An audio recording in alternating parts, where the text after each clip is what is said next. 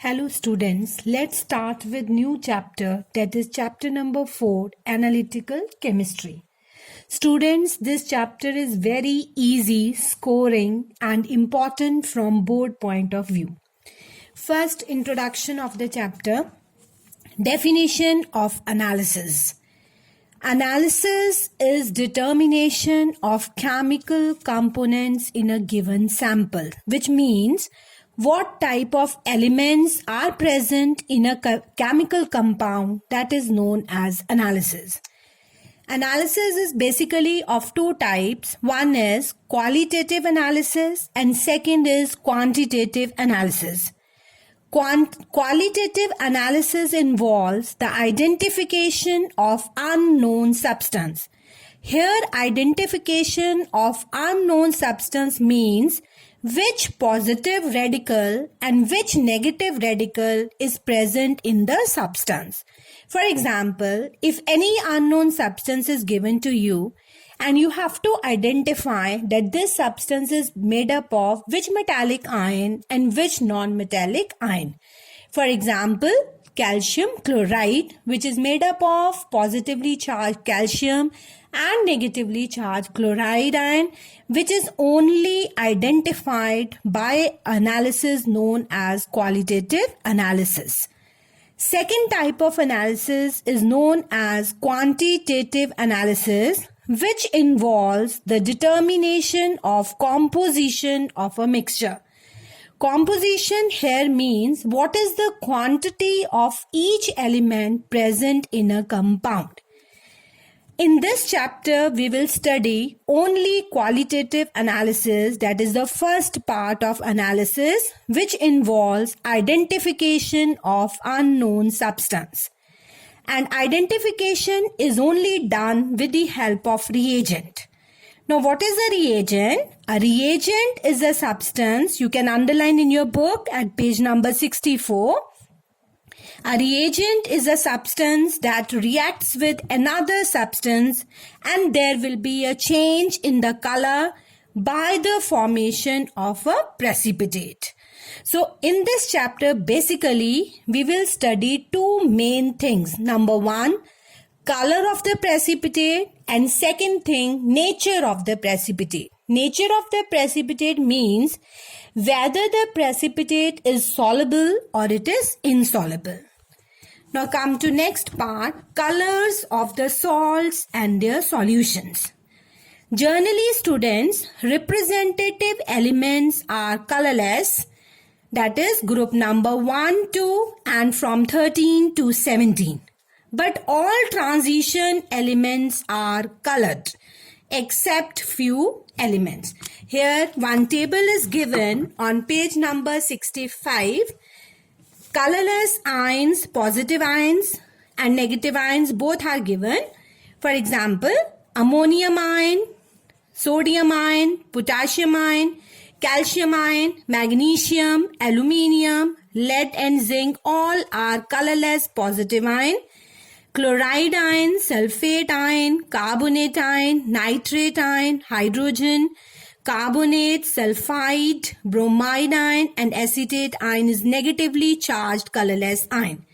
And we have only few colored ions, copper, cupric ion which is blue in color, ferrous ion which is light green, ferric ion which is yellowish brown, nickel ion green in color, chromium ion green, manganese pink. And in case of negatively charged, only 3 ions are colored: permanganate which has pink color, dichromate orange and chromate ion yellow. Students, first identification is done with the help of a strong base, that is sodium hydroxide. So two substances or two compounds we will study in this chapter. One is a strong alkali and one is weak alkali, which is used to identify unknown compounds or unknown elements present in a substance. So first we will study action of sodium hydroxide solution on certain metallic salt solution. Use of sodium hydroxide. So first, let us take an example of a salt of calcium. For example, calcium nitrate. All the reaction depends upon double decomposition. When calcium nitrate reacts with little quantity of sodium hydroxide, or you may say 1 or 2 drops of sodium hydroxide is added to calcium nitrate, which is colorless, double decomposition reaction occurs: positive, negative, positive, negative. Positive of the first one combines with the negative of the second. Positive of the second combines with the negative of the first and results in the formation of calcium hydroxide plus sodium nitrate. And the color of the precipitate is white, and nature of the solubility or precipitate is it is sparingly soluble. Sparingly soluble means it is partially soluble in excess of sodium hydroxide. Second compound now, ferrous salt. Salt of ferrous, which is green in color, when combined with little quantity of sodium hydroxide, again exchange of radical resulting in the formation of ferrous hydroxide plus sodium sulfate. Ferrous hydroxide has a color dirty green, and when excess of sodium hydroxide is added, the precipitate is insoluble. The color will be similar like this, greenish in color. Third case, ferric chloride.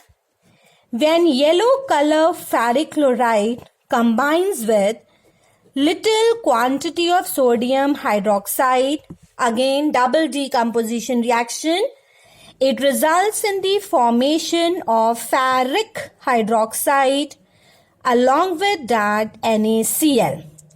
And the color of the precipitate is reddish brown, which is insoluble in excess of sodium hydroxide.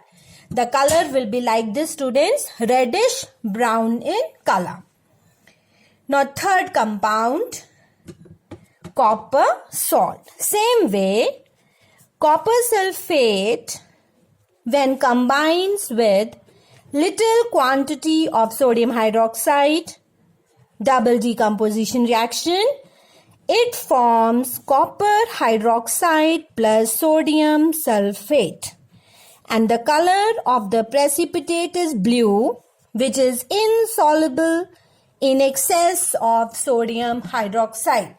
The color is like this, blue in color, of copper hydroxide, which is insoluble in excess of sodium hydroxide. Fourth one, when zinc salt, for example zinc sulfate, when combines with little quantity of sodium hydroxide, again double decomposition reaction forming zinc hydroxide plus sodium sulfate. White precipitate is formed, white gelatinous jelly-like, which is soluble in excess. And soluble reaction is the product of the first one, that is ZnOH twice plus sodium hydroxide in excess.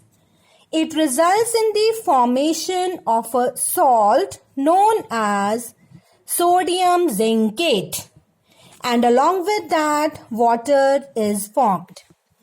Zinc being an amphoteric oxide or hydroxide dissolved in soluble alkali and forms a salt known as soluble salt known as sodium zincate. Next example, next salt, lead nitrate. When combined with little quantity of sodium hydroxide, double decomposition reaction again. It results in the formation of lead hydroxide plus sodium nitrate. Lead hydroxide, the color is chalky white, like a chalk. And this one is chalky white precipitate is soluble in excess of sodium hydroxide. So in excess, the reaction is, again, lead is also amphoteric in nature.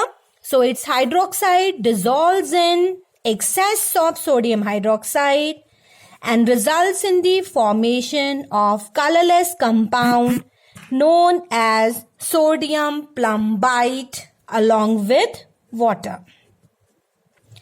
Last reaction by the use of sodium hydroxide, ammonium salts, for example, ammonium chloride, when combined with less quantity of sodium hydroxide or sodium hydroxide, it results in the formation of salt plus water and pungent smelling gas ammonia is released. So whenever ammonium salt is there, it will always result in the formation of ammonia gas.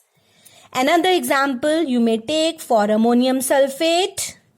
When dissolved in sodium hydroxide, same way only, on heating, it will decompose or it will react to give sodium sulfate plus water plus ammonia. Ammonia gas it is released. So all ammonium salt except ammonium nitrate reacts with sodium hydroxide, resulting in the formation of ammonia gas. On the other hand, ammonium nitrate on heating decompose to give us laughing gas, that is N2O and water.